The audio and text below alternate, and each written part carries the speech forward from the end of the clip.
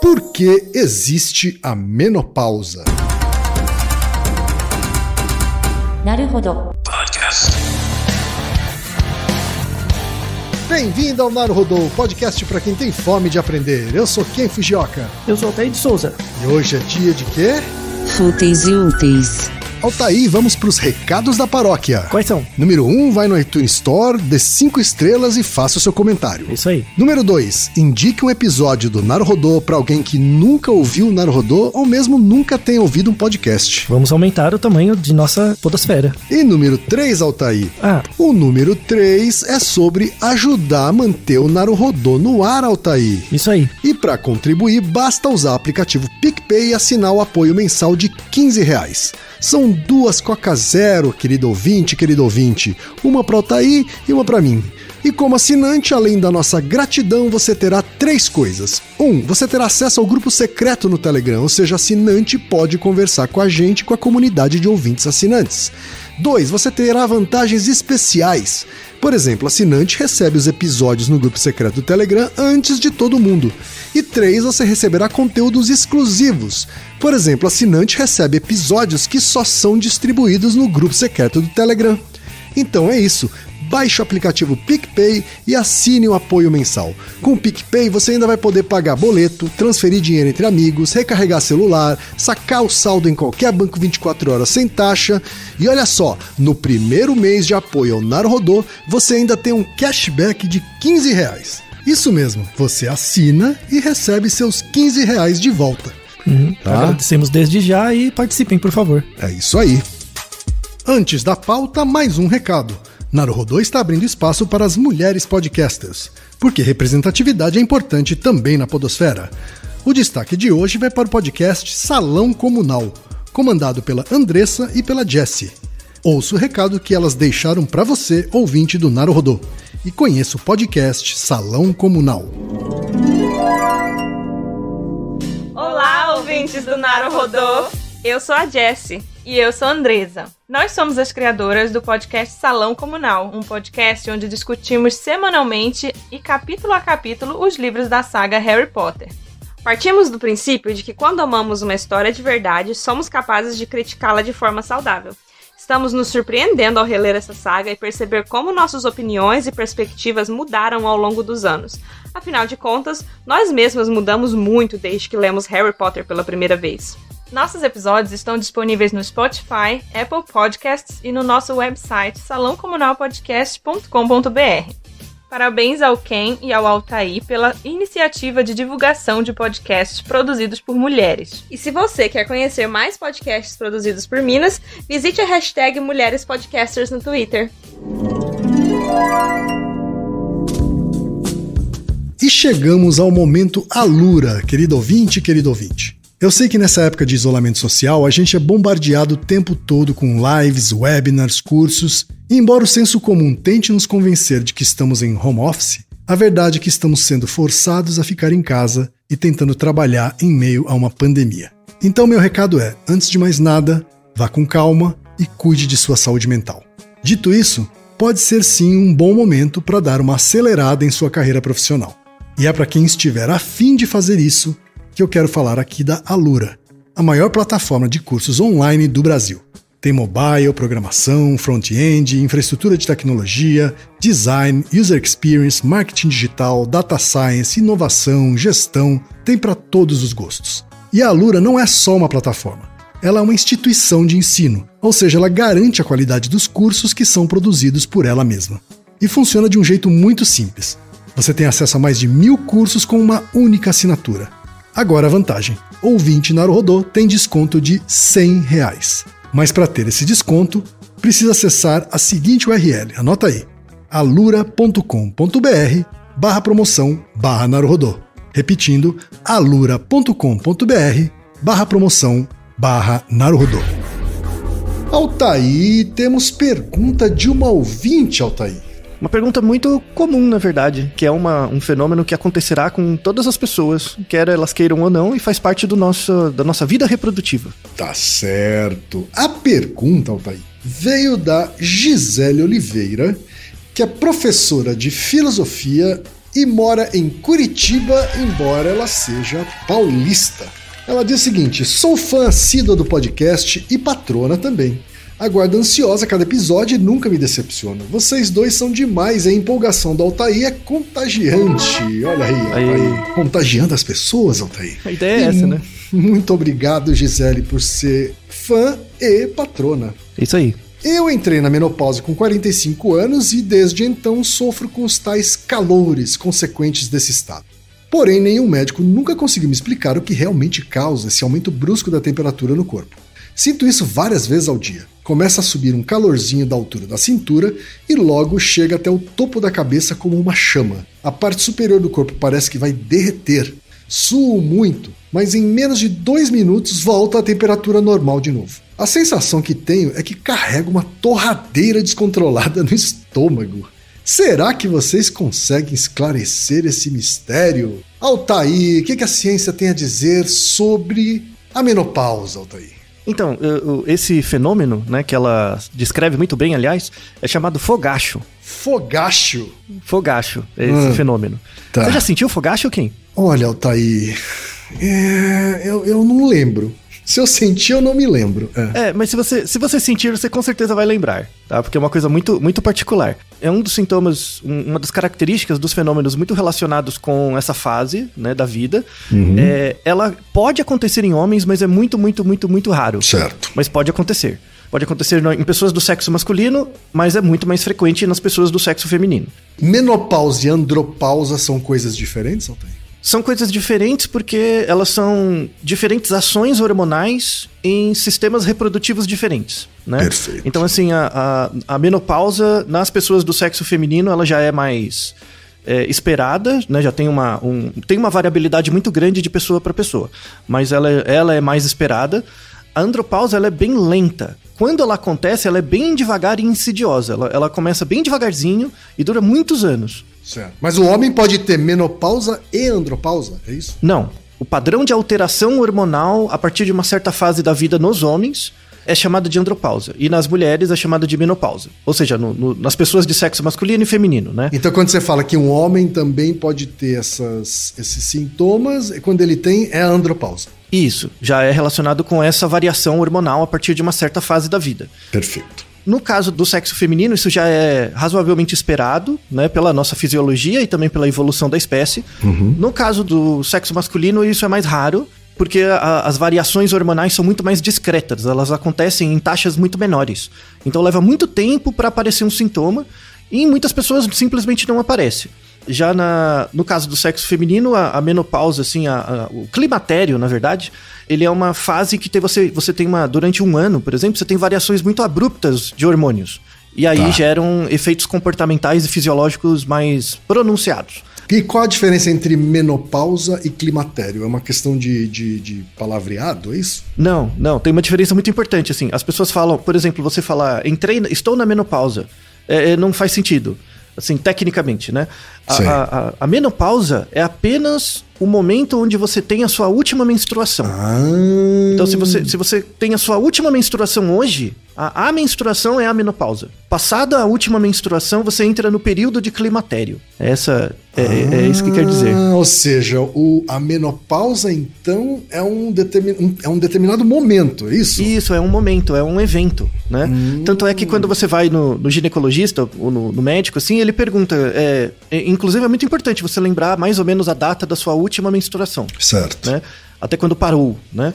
Porque isso determina a menopausa. E aí, pós-menopausa, você tem um período que é chamado de climatério. E esse nome climatério também é aplicado à andropausa? Não, porque você não tem um período comportamental que marca alguma coisa, né? Certo. Simplesmente é uma variação hormonal que vai diminuindo com o tempo, né? E leva a vida toda. Tá? Então, no sexo feminino tem esse corte, assim, né? Tem esse momento. E no sexo masculino, não. É uma variação mesmo. Só que em ambos os casos, é possível, assim, procurando um serviço adequado, é possível lidar com os sintomas e os fenômenos relacionados com isso. Né? Por isso, né, por causa disso, a gente tem 2 desafios nesse episódio. O primeiro desafio é explicar a fisiologia mesmo que a última fase é o climatério e a menopausa, né? Certo. Mas explicar a fisiologia reprodutiva, na verdade. Porque tem uma coisa super interessante do sistema reprodutivo, assim. Porque quando você pensa no seu sistema cardíaco, seu sistema circulatório, seu sistema digestivo, todos eles têm o objetivo último, manter você vivo. Todos os seus sistemas do corpo têm o objetivo de manter você vivo, né? Existem vários mecanismos, assim, se dá um ruim, eles tentam arrumar e tal, né? O único sistema que não se importa se você vai estar vivo ou não é o sistema reprodutivo. Porque o objetivo dele o foco dele é nos alelos, é passar os genes pra frente. Todo o resto do tempo ele fica ali, meio, tipo, atrapalhando, né? Fazendo piada, né? Então o sistema reprodutivo, ele engloba as gônadas, né? Que são as testes, que depois dão origem aos testículos, os ovários, né? Ou os ovócitos, os hormônios, os gametas que são produzidos, as glândulas, dutos, a genitália externa e algumas áreas no cérebro que também são responsáveis pela ação hormonal desse sistema. Então tudo isso engloba o sistema reprodutivo. Então é muito importante explicar como ele funciona, pelo menos no caso do sexo feminino, né? Porque isso justifica e aí a gente vai conseguir responder a pergunta da nossa ouvinte, que é por que esse fogacho acontece, né? Por que fogacho? Por que não qualquer outra coisa, né? É um dos sintomas. E o segundo desafio inclusive, eu já deixo como uma mensagem assombrosa para vocês, que assim, se os humanos têm menopausa, deve ser comum nos mamíferos, né? Porque a gente é mamífero, né? Mas, na verdade, somente 3 mamíferos têm menopausa. Os outros não têm. Então, a fêmea, por exemplo, durante a vida inteira, ela pode ser reprodutiva. Até quando está muito, muito mais velha.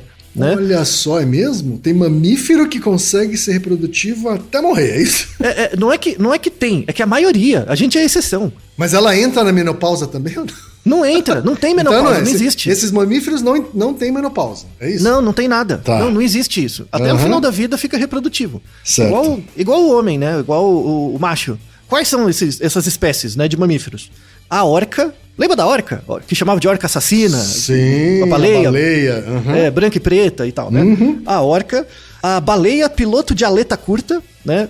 Que é um nome muito grande, então baleia de aleta curta, que é um outro cetáceo, e nós, e os humanos. Só esses 3.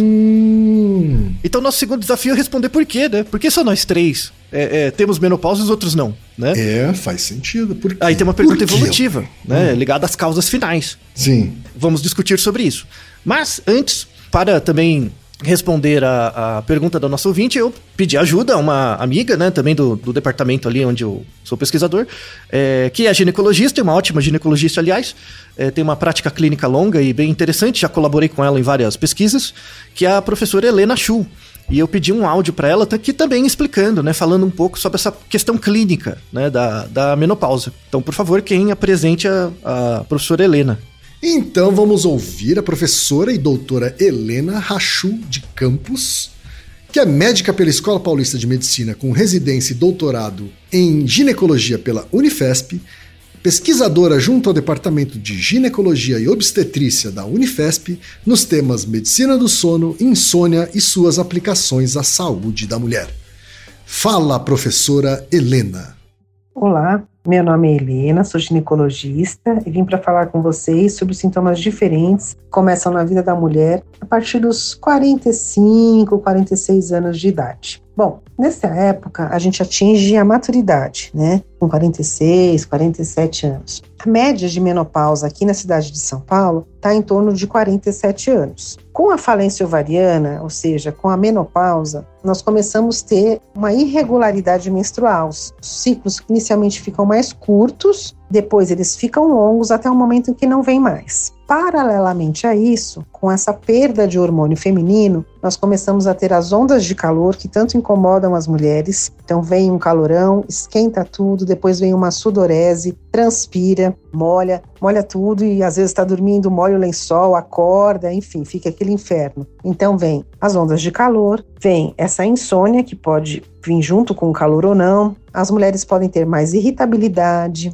mais depressão, mais angústia e também tem alterações que acontecem ao longo do tempo com a perda hormonal se perpetuando aí por um tempo. A gente começa a ter osteopenia e osteoporose, ou seja, enfraquecimento dos ossos, começa a ter alterações de pele, a gente pode ter uma diminuição de colágeno, que é em torno de uma perda de 2% ao ano. Começa a ter também uma distribuição de gordura diferente, a gente começa a ter uma distribuição de gordura mais androide, ou seja, mais na circunferência abdominal. É mais fácil ganhar peso nessa fase da vida, para nossa desgraça, né? Então, comendo igual, a gente vai ganhar peso. Precisaria comer menos ou fazer mais exercício. E também começa a ter mais risco cardiovascular com alteração de dislipidemia. A boa notícia é que para tudo isso tem solução. Então a gente deve procurar um ginecologista de confiança, fazer uma avaliação completa, anamnese, exames subsidiários, fazer uma fiscalização aí da parte de mama, de útero, de exames de sangue, Papa Nicolau, e verificar se você está mesmo entrando na menopausa ou não, e com isso a gente pode instituir um tratamento. Não fique assustado, pode ser que seja necessário hormônio, se a paciente quiser, né? E também tem outras medidas, outros tratamentos que também têm o mesmo sucesso. O importante é a gente viver bem da melhor forma possível. Então procure ajuda se você estiver nesse caso. Um abraço a todos. Altair, o que você tem a dizer sobre esse áudio que a gente recebeu gentilmente da doutora Helena? Então, é um ótimo resumo, né? Então, é bem uma conversa que o médico deveria ter com todo paciente, né? Sobre que está acometido por esses sintomas eventualmente, né? Porque é muito estranho, né? Você está vivendo sua vida normalmente, de repente você começa a ter esses sintomas do nada, né? Uhum. Então, começa a ter o fogacho, começa a ter problemas de sono, começa a ter dor de cabeça ou osteoporose, né? Problemas ósseos e tal. Então, é uma coisa que muda muito a sua percepção de corpo, né? Então, procurar o profissional habilitado, o médico, antes de tudo, e ter orientações é algo que ajuda muito a você vivenciar essa fase, que todas as fases da vida têm desafios, da melhor forma possível, né? Uhum. Então, isso é bem uma explicação das causas eficientes, assim, né? Que é a explicação do comportamento. Né, isso vai acontecer em todas as fêmeas, né, todas as pessoas do sexo feminino, isso vai acontecer. E eu estou, só para quem fica incomodado, eu estou falando exatamente desse jeito, eu estou usando intencionalmente sexo feminino e fêmea para separar sexo de gênero, tá? Então, tem pessoas que se identificam com o sexo feminino, mas, por exemplo, não vão ter menopausa, né, ou climatério, ou o que quer que seja. Então é muito importante aqui claramente eu estou falando do sexo, né? Masculino e feminino, macho e fêmea. Não estou falando de identidade de gênero, né? Uhum. Temos um Naruhodo mais antigo que a gente gravou, que é o 84, que é o que leva uma pessoa a ser transgênero, que a gente discute as hipóteses e a fisiologia por trás dessa questão, tá? Então aqui especificamente estou falando de sexo e não gênero, tá? É algo muito importante. E independente disso, né, como afeta uma fração muito grande das pessoas na população. Mas aí a gente tem que entender a fisiologia. Então, por exemplo, vamos pegar primeiro do sistema reprodutivo, né? Vamos pegar primeiro a parte externa, né? Você tem, normalmente, né? Você tem a genitália externa. No caso do sexo feminino, você tem a vagina, o clítoris, o canal vaginal e tem a uretra. Né? Entrando pelo canal vaginal, você vai ter lá no fundo, você tem o colo do útero, né? Então é um canalzinho que se liga com o útero. O útero é um órgão, né? Uma estrutura que é formada por 3 tecidos, né? Que é o tecido externo, que é o perimetro, né? Um tecido externo, né? De proteção. Tem o miométrio. O miométrio, na verdade, é um tecido muscular que permite que o útero contraia, né? Então, às vezes, ele contrai. Inclusive, por isso que gera dor, né? Por isso que quando tem cólica, por exemplo, o miométrio mexendo, né? Ele contrai. E o endométrio, que é o tecido interno, né? O endométrio, ele varia de espessura e de crescimento em função da fase menstrual que a pessoa está, né? Certo. Então tem fases em que ele é bem fininho e tem fases em que ele aumenta bastante, tá? Uhum. Ligado ao final do útero, você tem 2 canais, um de cada lado, ou trompas, né, chamadas trompas de Falópio, que são canais, né, que tem dutos, que tem mais ou menos 10 centímetros. Uhum. E no final desses dutos, você tem uma estrutura que parece uma bolinha. Lembra uma bolinha de ping-pong, só que compridinha, ela não é redondinha, né, ela é oval, que é o ovário, tá? O ovário é formado por 3 tecidos, né? Um tecido externo, conjuntivo, que é chamado túnica albúnica, né? Um tecido interno, que é chamado córtex, e esse córtex, ele fica cheio de ovinhos, ou ovócitos, ou na verdade, oócitos, né? Ficam nesse tecido intermediário. E você tem o tecido interno, que é chamado de medula. A medula do ovário recebe vasos sanguíneos para ter irrigação de sangue, oxigênio e tal, para manter o tecido ali ativo. Então, os ovários, que na verdade inicialmente são ovócitos, eles ficam ali nesse tecido intermediário, entre a medula e o tecido conjuntivo externo. Então imagina que é como se fosse um ovo mesmo, que tem a gema na verdade é a medula. Tem a clara é esse tecido intermediário onde ficam os ovócitos e os folículos. E tem um tecido externo que seria a capa, né? A casca do ovo. Então é basicamente essa a ideia. E aí, o que acontece? Desde o útero, as fêmeas, né? Quando na gestação, durante a gestação, o ovário é formado. E todos porque assim, tem fases de desenvolvimento do ovário. Antes de ser um ovário, tem várias fases, mas deixando simples. Tem o ovário, antes ele é um ovócito. E os ovócitos vêm dos folículos, tá? Então, os folículos, eles já surgem desde o útero. Então, quando você tem uma pessoa do sexo feminino no útero da mãe, né? Já tem a formação ali do ovário e dos folículos, tá? Então, a partir do 5º mês de gestação, aquela pessoa já vai formar mais ou menos 1 milhão de folículos nos 2 ovários. 1 milhão de folículos, tá? Então ela já nasce com toda a capacidade reprodutiva ali, dentro do útero já, a partir do 5º mês, né? Certo. Uma fração desses 1 milhão de folículos vai se diferenciar em oócitos, uma fração menor vai se diferenciar depois em ovários, uma fração menor ainda vai ser lançada pela trompa de falópio no útero, e uma fração ainda vai ser fecundada ou não, tá? Então você vê que parece que é muito, né? 1 milhão, mas vai perdendo muito, né? Entendi. E fora que é um ciclo que acontece todo mês. Então, muitas vezes dá certo, muitas vezes não. Então, você vê que é uma cadeia produtiva que tem muitas perdas, né? É bastante ineficiente, né, Altair? Exato, muito ineficiente, muito. Nesse sentido, muito mesmo, né? Essa é basicamente a parte do sistema reprodutivo. Mas tem também ligação com o cérebro, né? Antes de você entrar no cérebro, ela usou um termo no áudio dela que é falência ovariana. Isso. Né? Eu não sabia, assim, o ovário morre, é isso? Não é que ele morre, ele perde a função. Tá. Por quê? Porque os folículos acabam. Entendi. Né? Então, tem a ver com essa função do sistema reprodutivo, né? Então, a função... nunca tinha ouvido essa expressão, né? Então, porque a função do ovário é ficar produzindo os ovócitos, né? Os oócitos, transformar eles em óvulo. Só que o problema é que chega uma hora que acaba o estoque, né? Quando acaba o estoque, aí você não tem certas ativações hormonais, e aí é o que configura primeiro a menopausa, depois o climatério, né? Certo. Então, todo esse sistema reprodutivo aí que você já viu, que é bastante ineficiente, em média, ele só tá ali o objetivo último daquele ovário é soltar um óvulo e ele ser fecundado e dar certo. Porque o objetivo é passar os genes pra frente. Tá ali só. Né? Então, imagina a ansiedade do ovário, né? Esperando lá. Não, vamos, vai e tal, né? A vida inteira esperando, né? Sim. Tanto é que é interessante, porque assim, quando a pessoa do sexo feminino nasce, né? O ovário é meio apressado. Porque assim, ele nasce com todos aqueles folículos, né? Certo. Só que ele não espera até a puberdade para esses folículos irem amadurecendo e transformando em ovócito. Ele vai fazendo isso desde o seu nascimento. Entendi. Né? Então imagina, você tem 1 milhão de folículos. Desde que você nasce, até um pouquinho antes, né? Esses folículos já começam a amadurecer. Eles já começam lá dentro, né? Começam a amadurecer e virar ovinhos, né? Os oócitos, né? Só que, por exemplo, você tem, imagina, sei lá, 4 anos. Cria-se um ócito. Um folículo se diferencia num ócito.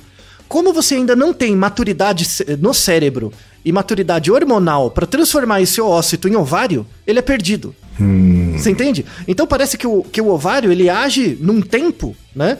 E o cérebro e os hormônios em outro, né? Sim. Então é meio que duas máquinas funcionam, que elas têm conexão, mas duas máquinas funcionando separadamente. Uma soltando hormônio e a outra soltando os ovinhos. Quando tem uma coincidência, aí cria-se um ciclo, né? Que seria o ciclo menstrual. Na verdade, o que a gente tem no sistema reprodutivo são 2 ciclos diferentes. Você tem o ciclo ovariano, que é o ciclo de transformação dos folículos em ovário, né, em óvulo, né? Tem um ciclo ovariano, e você tem o ciclo menstrual. São duas entidades diferentes que trabalham juntas. São 2 máquinas. A máquina que transforma os folículos em óvulo e a máquina que faz o ciclo menstrual, todo o processo hormonal. O ciclo menstrual, ele começa na puberdade, 12, 13, 14 anos. E aí é quando você tem maturação hormonal e cerebral, das suas glândulas e do cérebro, para entrar nisso, né? Tem um período crítico de desenvolvimento. Tem 2 áreas cerebrais responsáveis por isso, que é o hipotálamo e a glândula pituitária ou a hipófise. Então, tanto o hipotálamo quanto a hipófise são responsáveis, eles se comunicam, a partir de um certo momento, eles se comunicam direto com o ovário, por meio de hormônios. Então, assim, imagina, vai começar a puberdade, né? Começou a puberdade, aquela coisa toda lá. Aí, o hipotálamo, ele acorda um dia, chegou a hora. É hoje, né? Certo. Aí ele chega é hoje, aí ele libera um hormônio que chama GRRH, né? O GRRH é um liberador de gonadotropina. E ele libera isso uma vez por mês. Uma vez por mês é como ele mandasse um ofício. Ele manda um ofício pra pituitária, pra hipófise. Falou, ó, estamos liberando aqui uma reserva, precisamos de um ovário, né, de um óvulo, né? Então o hipotálamo manda esse hormônio pra hipófise, a hipófise, beleza. Aí a hipófise libera 2 hormônios. Um deles é o FSH, que é o hormônio folículo estimulante, né? Esse hormônio vai chegar lá no ovário, vai chegar pros folículos e vai falar, ó, estimula aí. Né, vira ovinho. Certo. E tem um outro hormônio que é o LH, que é o hormônio luteinizante. Então o ofício sai do hipotálamo, chega para a hipófise manda 2 hormônios lá pro ovário. E aí esses hormônios vão lá no ovário, eles não vão estimular qualquer ócito. Eles vão estimular o ócito que tiver mais desenvolvido naquele momento. Então imagina, o óvulo fica preparando. Ele fica o tempo inteiro desenvolvendo folículos em ócito. Então o ciclo ovariano fica o tempo todo. Quando o FSH e o LH chega lá, naquele momento que tá lá, ele pega o ócito que tá mais desenvolvido, que tá mais perto de virar um óvulo. Então imagina que tem uma máquina produzindo peças, o tempo todo. A maior parte dessas peças não vão servir pra nada, até o momento que vem alguém, olha a linha de montagem e pega naquele momento a peça mais desenvolvida, melhor. Certo. Por isso que tem o sistema ovariano, né, o ciclo ovariano e o ciclo menstrual, né, que são diferentes. Sim. Então, num certo período do mês, o GRH do hipotálamo vai na pituitária, a pituitária libera FSH e LH, eles 2 vão lá no ovário, bate na porta do ovário e fala, quem que tá melhor aí de vocês? Né? Aí falou, eu. Aí vai lá o ócito, aí o ócito é estimulado, né? E aí, quando ele é estimulado pelo FSH e o LH, ele começa a crescer. Ele começa a querer virar um óvulo. Quando o ócito cresce, ele vai começar a romper, a forçar a parede, né? Lembra que ele tá entre duas camadas no ovário? Ele começa a crescer, ele vai romper a camada de pele externa, como se fosse a casquinha, sabe? Então é como se o ovário nascesse, né? Ele sai do ovo. O óvulo sai do ovário, né? Ele rompe. Quando ele rompe, sai, assim, ele rompe a casquinha, aí sai uma bolinha, né? Que é o óvulo, né? Sai uma bolinha, e o restante dele, né? Que a parte que sobrou dele, continua dentro do ovário. E essa parte de dentro é chamado de corpo luteinizante. Aí fica um pedacinho dentro do ovário e o óvulo sai. Quando o óvulo sai, ele anda mesmo, ele nada esses 10 centímetros da trompa e cai no útero, esperando ansiosamente ser fecundado. Que apareça alguma coisa, apareça o sêmen de outro lado que fecunde ele. Ele vai ficar ali no útero coisa de 1 semana. Ele fica ali 1 semana no veneno esperando, né? Mais ou menos. E ele adere na parede do útero. Quando ele adere na parede do útero, isso faz com que o útero produza também hormônios para aumentar a espessura daquela camada externa, que é o endométrio. Para caso seja fecundado, caso apareça o espermatozoide lá e fecunde, ele já gruda ali. Então o sistema inteiro fica ali esperando, né? Fica ali no veneno, né? Quando passa 1 semana, passa um tempo. Imagina, né? Então tem o óvulo dentro do útero e tem o restinho dele que tá lá dentro do ovário. E eles ficam conversando também, os 2 ficam conversando. Quando o óvulo chega lá, ele fica esperando, tô aqui. Aí quando passa mais ou menos 1 semana, o ovário avisa lá, o corpo luteinizante e fala, acho que não vai rolar não, viu? Não vai rolar esse mês não. Aí o corpo luteinizante chega, aí ele avisa a hipófise. Ele envia pra hipófise uma dose de progesterona, uma dose de estrógeno e um inibidor, que vai pra hipófise e fala, esse mês não rolou não. Aí a hipófise devolve pro hipotálamo e fala, esse mês não vai dar. Aí fala, então acaba com tudo isso aí, né? E aí você tem a menstruação, né? Que aí todo esse tecido de dentro do útero, né? Do endométrio é liberado, e aí você tem basicamente a menstruação, né? Então o ciclo menstrual tem basicamente 3 fases, né? Assim, a partir do primeiro dia de menstruação você conta, tem os 5 primeiros dias, que seria a fase menstrual. A partir do 6º dia, é quando o hipotálamo fica animado de novo e manda o ofício pra hipófise, né? Que é aquilo lá, ó, vamos estimular, manda FSH e LH lá pro útero para escolher um ovócito. Isso começa no 6º até o 14º dia. Todo esse período aí de seleção dos ovócitos e tal, desenvolvimento dele e tal, que é chamado período pré-ovulatório. Mais ou menos no 14º dia você tem a ovulação. O óvulo escolhido deixou de ser ovócito, virou um óvulo, saiu, rompeu a camadinha e foi pro útero. Mais ou menos 14 dias. Isso é chamado período fértil, né? Que é quando o óvulo tá lá, esperando. Isso leva mais ou menos uns 4, 5 dias, né? E aí depois desses 4, 5 dias, do 17º, 18º até o 28º dia, você tem o chamado fase secretora ou período pós-ovulatório, que é quando o corpo percebe, não, esse mês não rolou, e aí vamos tirar tudo e fazer de novo, né? E aí tem todo o período que leva à menstruação. Então veja que é um ciclo bem complexo, esse ciclo de muita variação de hormônio, né? Então você vê que a fêmea tem muita variação de hormônio ao longo do mês. Tem um pico de estrógeno, quando o corpo luteinizante avisa, já deu, esse mês não. Tem um pico de progesterona, aí tem uma redução da progesterona quando o ovário é gerado. Então tem toda uma coisa complexa aí, né? Vamos deixar um vídeo, inclusive, que mostra esse ciclo bonitinho. É bem legal. E todo mês isso acontece. Uma vez por mês o hipotálamo manda um ofício. Esse GRH aí é uma vez por mês. Reloginho. Agora imagina, você tem uma quantidade limitada de folículos. Como os folículos já são transformados em ócito desde que você nasce, você já perdeu uma cacetada durante a sua infância, né? Você perdeu uma cacetada. Aí chega no período reprodutivo ali no 12, 13, 14 anos. Aí uma vez por mês, quem sabe, vinga. E ao longo do mês você vai perdendo um monte, porque o ovário continua transformando ócito. Não é porque ele é preocupado, o ovário é meio ansioso. Não é porque chegou o ofício que ele para de produzir ócito. Ele continua produzindo o tempo inteiro. Então, entre um mês e outro, é perdido um monte de celulinhas, né? Um monte de celulinhas é perdido. Então você imagina, todo mês, né? Vai lá, 13, 14, 15... Quando chega uns 35, né? 35 anos, 36 mais ou menos, a capacidade reprodutiva já diminui um pouco. Porque tem menos ócito, os ócitos que sobraram já não é aquelas coisas. Porque você já tá 35 anos com aquele ócito ali, né, com aquele folículo, aí às vezes não tá tão bom. Então a partir dos 35 já fica mais difícil ficar grávido. E tudo bem. Aí chega, como a Helena comentou, uns 45, 47, você já quase não tem mais ócitos para se transformar em óvulo. Então imagina, o hipotálamo manda o ofício para a pituitária chega com o FSH e o LH no ovário e pergunta, mais um mês aí eu quero mais um ócito. Aí o ovário fala, não tem. Mas como assim não tem? Não tem, velho. Acabou. Tipo, não deu certo? Acabou, né? Aí, mas como assim acabou? Né? E aí já era. Aí, assim, como nenhum ócito é mais estimulado, fica um excesso de LH e FSH. Fica um excesso, porque todo mês dá certo.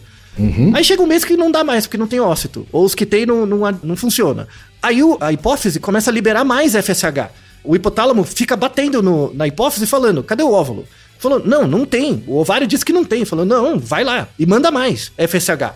Então você tem uma hiperestimulação da hipófise pela falta de oócitos. Isso aos 45, 46 anos, né? E aí isso começa, como você tem um aumento excessivo desses hormônios, né, do estrógeno também e tal, da progesterona, por essa desregulação, porque acabaram os ovinhos, você começa a ter efeitos no corpo. E aí vale a pena falar muito do efeito da função do hipotálamo, né? O hipotálamo, a única função dele não é só para isso. Ele também é muito importante para regular o sono, né? Ele tem uma importância grande para a regulação do sono, liberação de melatonina, por exemplo. E também tem uma função importante para regulação termorregulatória, ou seja, para a sua percepção de temperatura. Certo. Então, basicamente, por que o fogacho acontece? Finalmente respondendo, né? Por que o fogacho acontece? Porque o hipotálamo ficou pistola. O hipotálamo ficou pistola porque ele queria um ovário, manda um ofício, não tem o ovário, ele fica pistola, fica liberando o FSH e LH demais. E aí isso desregula a própria percepção de calor dele. E aí gera o fogacho. Então, na verdade, quando você tem um fogacho, quando você tem essa sensação de que o calor sobe da sua barriga até a sua cabeça, a suadeira, é um momento em que o seu hipotálamo tá brigando com a hipófise. Bem nesse momento. O hipotálamo tá brigando com a hipófise, eu quero o óvulo, né? E não tem mais. Então, isso na verdade, assim, falando seriamente, é um aumento excessivo da quantidade de FSH e LH, né, no corpo. Isso gera uma desregulação da percepção de calor. Então, quando você tem um fogacho, não é que você fica com mais calor. Tem até um artigo bem interessante, que eles pegaram pessoas com fogacho e com um termômetro, medindo a temperatura. E a temperatura da pessoa tá normal. Só que ela tá 36 graus, 36,5. Só que ela tá suando, ela tá vermelha. Na verdade, é uma desadaptação do corpo. Então, não é por um evento externo, não é porque tá muito calor que você tem fogacho. O fogacho, na verdade, é uma desregulação termorregulatória do seu corpo. Certo. Porque, na verdade, todo mês é esperado ter um oócito e parou de ter. Não tem mais, né? E aí gera essa desregulação, né? Ou tem, mas tá tudo mais ou menos. Espero que tenha ficado claro o mecanismo. Eu não sei, mas é muito interessante, né? É muito mais complexo do que eu imaginava. Mas muito mesmo. Você vê como bicho macho é besta, né? A gente não precisa de nada, né? Nossa, o ciclo feminino, o ciclo das fêmeas é um negócio sensacional. Sofisticadíssimo, né? Muito, muito. Pena que é pouco eficiente, né? Então, assim, o ciclo ovariano poderia ter um alinhamento maior com o ciclo hormonal, menstrual, né? Pra poupar um pouco mais, porque durava mais. Mas aí, então, os outros mamíferos, fora as 3 espécies, né? As 2 espécies de baleia e a mulher da espécie humana. Os outros mamíferos não passam por tudo isso. Não passam. Então, o hipotálamo tá lá de boa, a hipófise tá de boa, funciona bem, tem o ósseo à vontade. Por exemplo, quando porque isso mostra muito esquemas reprodutivos, né? Por exemplo, se a gente fosse um salmão, né? Ou vários tipos de inseto, né? O salmão já nasce com todos os folículos dele, né? A salmoa já nasce com todos os folículos dela. Quando chega a época reprodutiva lá de ir pro canto do rio, ele matura todos os folículos ao mesmo tempo. Então o peixe, o salmão, por exemplo, ele não tem ciclos, né, menstruais, por exemplo. Ele produz tudo de uma vez e joga tudo na água. Sim. E logo depois ele morre. Então, ou tem poucos ciclos, né? Então, só que ele produz tudo e joga tudo, né? Certo. Então, inseto também é assim, né? Inseto, ele produz toda a capacidade reprodutiva que ele tem, ele produz todos os ovários, enfim. Tenta inseminar todos e logo depois morre, né? Certo. Então, isso acontece muito em espécies de vida curta, né? Ave também é um pouco assim, mas quando chega no mamífero, tem principalmente esses 2 estilos, né? Somente 3 espécies que têm a menopausa e outras que têm período reprodutivo para sempre. E aí a gente entra na explicação evolutiva, né? Tipo, tudo bem, mas por quê? Né? O que a gente tem em comum com a orca e a baleia piloto de aleta curta? E aí tem as hipóteses, né? Assim, está em aberto, vamos deixar artigos na descrição, mas são hipóteses interessantíssimas. Pena que o pessoal na medicina estuda isso pouco, mas tem muitas hipóteses evolutivas sobre a menopausa, né? O climatério, a menopausa, enfim, né? Mas uma hipótese interessante, assim, tem 3 hipóteses que estão competindo, né? A primeira hipótese era assim, que é uma teoria não adaptativa, que assim, as pessoas estão vivendo mais, né? Então as pessoas estão vivendo por mais tempo, né?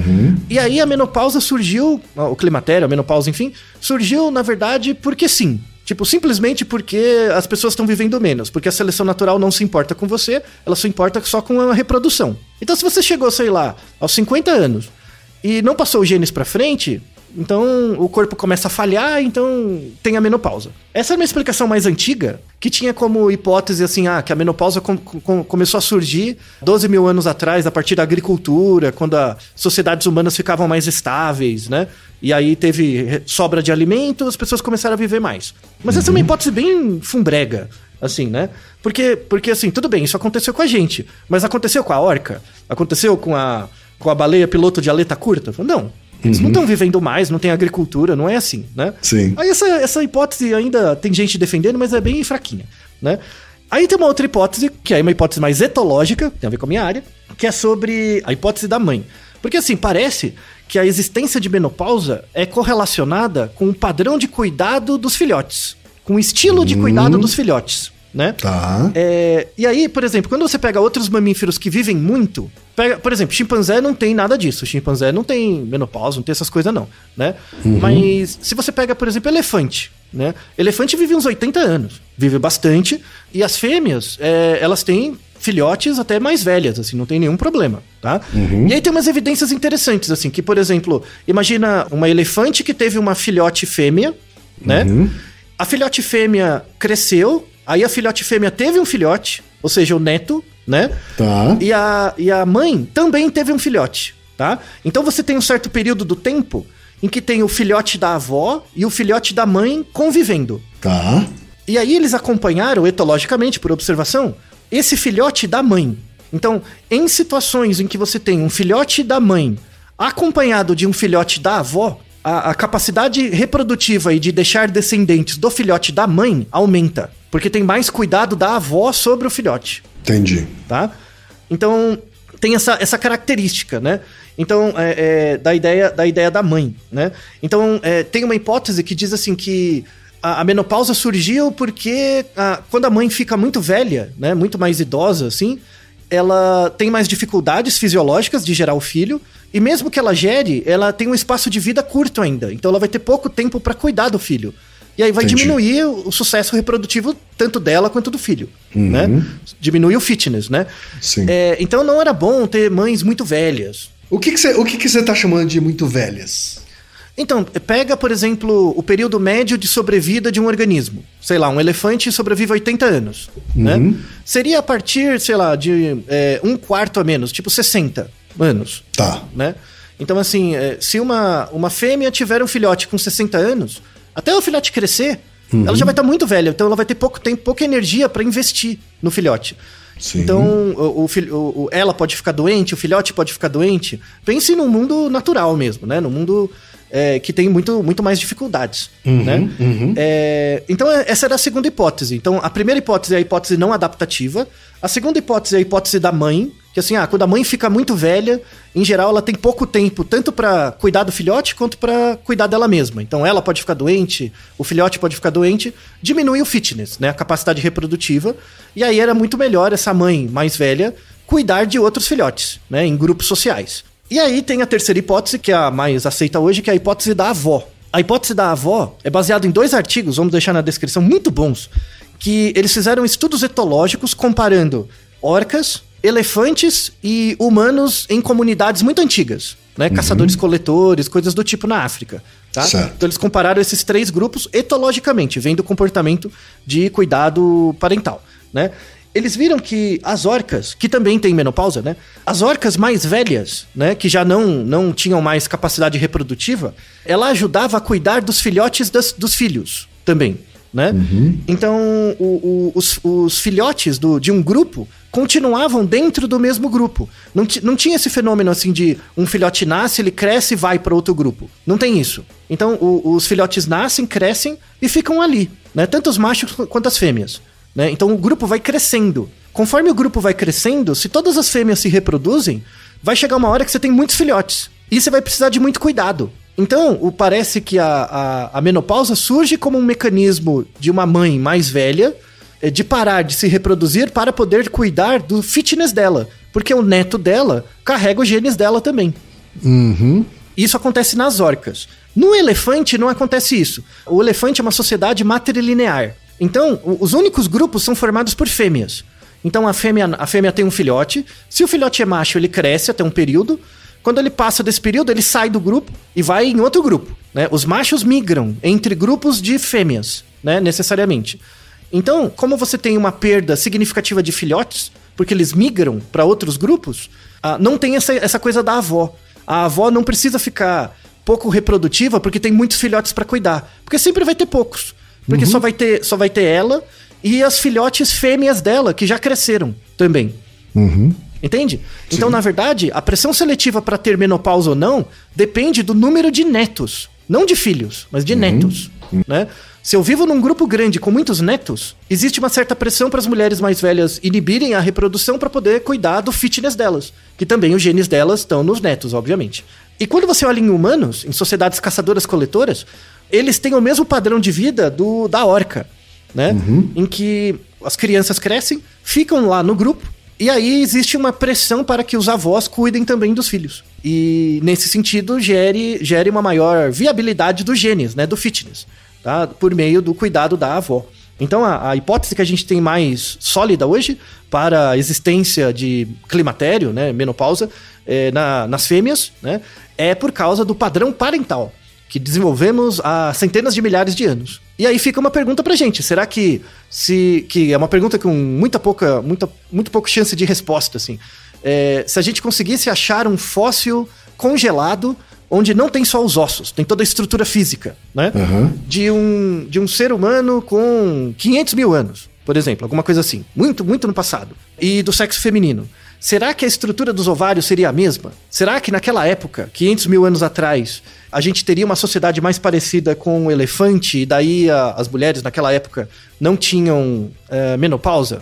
Isso fica uma pergunta sem resposta, né? Porque é muito difícil achar os dados, mas tem uma galera estudando isso. É uma área super interessante. Então, você nunca imaginaria, né, Ken, que a menopausa surgiu por causa das avós. Não mesmo. Muito interessante. E também não sabia que a menopausa era uma exceção.